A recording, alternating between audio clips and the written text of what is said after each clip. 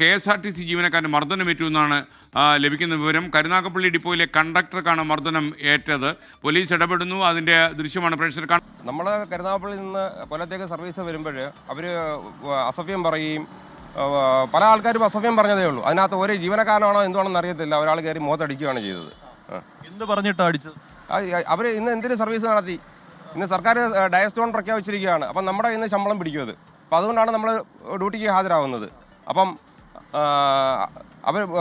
അവർ കയറി അസഭ്യം പറയും, എന്തിന് നിങ്ങൾ സർവീസ് പോകുന്നു ചോദിച്ചപ്പോൾ മുഖത്തടിക്കുകയോ ചെയ്തത്. എവിടെ നിന്ന് വന്ന ബസ്? ഇത് കരുനാഗപ്പള്ളിയിൽ നിന്ന്. ഇവിടെ വെച്ച് തടയുകയായിരുന്നു.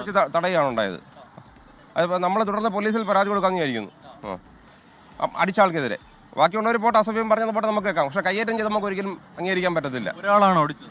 അടിച്ചത് ഒരാളെ ഉള്ളു. അടിച്ചത് പോലീസ് ഒരാളെ അടിക്കാനൊക്കെ വന്നു, പക്ഷേ അടിച്ചില്ല.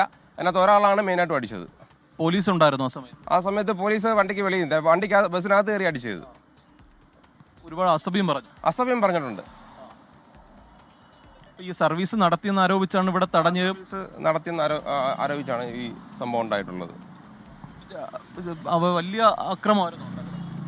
ഇല്ല, ഞാൻ ബസ് ഓടിച്ചുകൊണ്ടിരുന്നത്, ഞാനിവിടെ ബസ് നിർത്തിയ സമയത്താണ് ഒരാൾ അകത്ത് കയറി എൻ്റെ കണ്ടക്ടർ മർദ്ദിച്ചത്. മുഖത്തടിക്കുകയുണ്ടായി. അത് ഞാൻ കണ്ട്.